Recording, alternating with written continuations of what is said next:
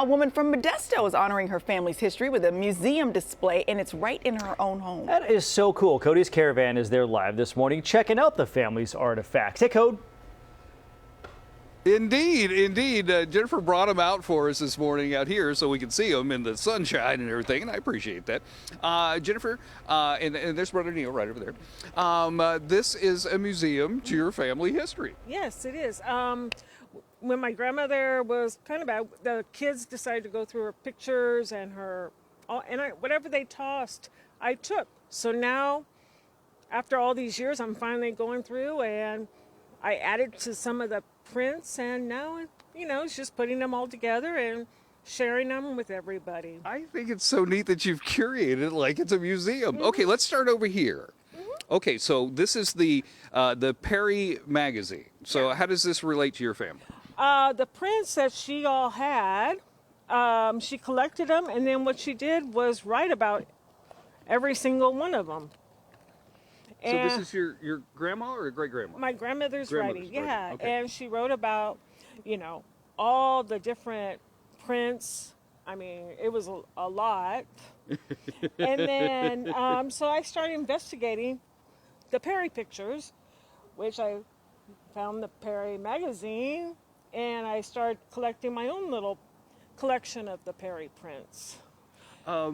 It's so interesting, like, because a lot of times, we have this family history, but we keep them in a box. Yeah. And we don't, go through them, and we don't see them until, something happens. Right. But this, you can actually, because she was so meticulous about her note-taking, you really have learned a lot about her daily life because of this.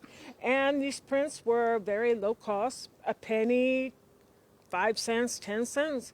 And the Perry pictures, they wanted people not too rich or not too poor to have them. And so her gathering all this information, and she was self-taught on this. So, I couldn't believe they were going to toss it. So now I'm preserving it. And I want to share it with everybody. I think this is great. Okay, let's go to the tumblers real quick, because you've done something with these things that I think is really interesting. So here's some of her recipes on a tumbler, and so when you go to the store and you want to make that thing, it's on your coffee cup. Yeah, and then I put a couple of the prints, the photos that she had, old postcards, and a pillowcase. She did the needlepoint. I kind of made it into a tumbler. I love For it. design. And then when she went to Europe in 1922, I put the program, the music program, the menu on the ship, and the ship postcard on it. That is so neat. Like, she's with you all the time. I think that is so special. Okay, we'll continue to go through and meet the family. There's a great story about a bear hunt. And violins. We'll tell you what that's all about coming up together. It makes sense when you look at it. All right, back to you guys in the studio. Isn't this neat? It's such a cool way that she put everything together. She's the family historian, for sure. Thanks, Code. Yes. My family's history just relies on vague anecdotes from my relatives that may or may not be true. I was going to say, is there any truth to it? They're most certainly embellished. Wow, we know that. Welcome back, Cody's Caravan. We're live in Modesto today. This is my friend Jennifer, and Jennifer has curated her family history like it's a museum, and people can come by and visit and learn about your family. So we're on the second table right here.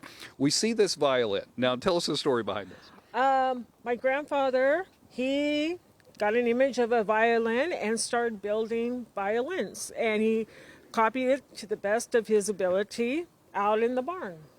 In the barn in Iowa, making violins. Yeah. And so we taught himself. Yeah, and we have 2 of them, and so my brother was able to kind of fix it up for my mom to have, and we showcased it for her. I think that is so neat. Okay, let's look at some of these pictures. This one right here, you and I have determined that some coffee house needs to put this up as a giant mural. Because, it's just natural. Like you said, it's 2 people not posing. It's just, here you go, here's coffee. It's just such a slice of daily life of their time in Iowa, and it is amazing. And she took so many notes and she wrote so many letters that you really get an idea who this person was. And I feel so bad now because I wish I had seen these pictures when she was alive so I could ask her who these people are, because there's a group of ladies. I have no idea who they are. Yeah. And they're just standing there, all posing. I'm like, wait a minute. Which brings me to one of the reasons why I wanted to come out here and visit you and show this off, because we've got to take the time while people are still around to talk to them about this stuff. And if you keep all these memories in a box, you never get to see them. So display them. Yes, and that's what it is. I mean, the history is back then. Yeah. We're forgetting history. We're erasing history. No, we should embrace it. We should honor it. So as you've gone through these pictures and these boxes and you're making the displays and everything, do you feel like you have a better appreciation of what they went through in a daily life? Yeah, and then I also, they were literally horse and carriage. Now we have cars. Yeah. They had to walk, and it's just, they were stronger than probably us. Oh, definitely. Reading some of her letters where she's talking about the weather in Council Bluff, yes, she was much tougher than I am. Okay, we'll continue to go through the collection today, learn some more about her family. But once again, if you've got this stuff in your house or your attic or something, get it out, look at it, talk to the people, find out the stories before they're gone. I mean, this is magic what you've got here. All right, coming up, we'll show off some more stuff. Come back to you guys. I just love this. I love that she did this. Love it. Right on. Thank you, Thanks, Code. And welcome back, Cody's Caravan. We're live in Modesto today, hanging out with my friend Jennifer here in her museum to her family. I've been going through these letters. Guys back at the station, I want to give you some news from Council Bluffs, Iowa, January 10th, 1978. Okay, Are you guys ready? Yeah. Yes. She said, I would write about something, but the only news I have is it is cold. Yesterday morning, I took the bus down to within a block of the funeral party, home. When I got inside, a little lady came up to me and said, "You don't know me?" My glasses were so clouded over, I couldn't see. It was Ruth Jorgensen. There you go. Oh, who wouldn't recognize Ruthie J? She has Ruthie hundreds J. of these. The I'm Jorg. telling you, it is so amazing. It's so good because you really learned about the daily life of what they were living at this stuff, and then you've curated into this beautiful museum. And thanks for having us to the museum. Oh, I'm honored. I didn't pay an entry fee. Is there an entry fee or? Free today. It's free today. Okay, it's a free Tuesdays. Okay, so we're at this table right here. What is this all about? When they were going through their prints, these were sets of postcards from 1922, her trip to Europe, which is the Versailles, which is Marie Antoinette, the Linderhof, and the Passion Play in Germany. I scanned these pictures and I sent them to the Linderhof. They sent me a book and 2 tickets to go through it. The Passion Play, which will begin again in 2030, she even had the actors sign the back of the cards. Oh, did you really? Oh, that's so neat. So, I mean, you can go in and look at these places and go, oh, is that what they look like inside? And were they really excited to get the pictures? they were. They were there. I mean, the one thing I laughed about was, yeah, they gave me tickets for the admission, but not the airline ticket. you know, it'd been nice. Yeah. Some plane tickets. But it was really nice of them to send the book, and I was like really honored. I was like, oh, okay. It's really neat. Okay, so as you were going through these things, was there any thought in your head that they should be kept in a shoebox up in the attic, or did you think this needs to be seen? This needs to be seen because this is history, and also a lot of the time we can't travel to these places anymore, due to maybe finances and stuff. Showing them, you kind of picture yourself there. Yeah. And a lot of them are black and white, but yet you can add your own colors to it. I mean, if you want to say, hey, she might be wearing a blue dress. You see the picture and it's a red dress. You're like, no, I like the blue. The middle image. Okay, we'll keep going through the family history coming up in just a bit. So you guys stick around for that. I have absolutely enjoyed this. I think if you've got some old photos, you've got these beautiful letters and stuff, get them out. Share them with people and your family and get those stories before they're all gone and everything. Also, it is so neat what she's done. All right, yes, sir? I'm requesting more updates from Council Bluffs in 1978, if you have them. I can do that. Okay. Just pick out your best one. We'll check it out next time. John, October 8th, 1976. She found your letter, Joe and Gordon, and she came home from a literature drama meeting today, and Fern Stapleton is the chairperson now. Oh, that's good. Fern. It's good to know that Fern won. Good, Yeah, Fern won. Them and Ruthie Jorgensen. All right, thanks, Code.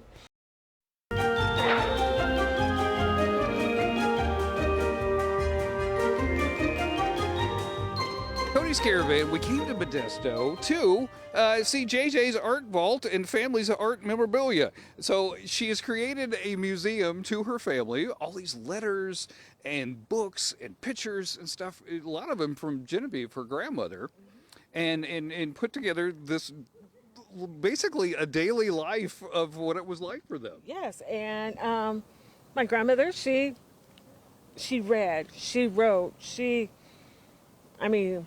collected art prints, and she was happy.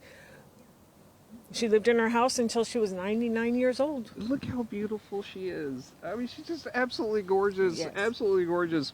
And these pictures, like, they're fantastic because they're just like life. They're not people posing and stuff. It's really interesting to see. Yeah, and around her house, she always had marigolds, and she took very special care of them.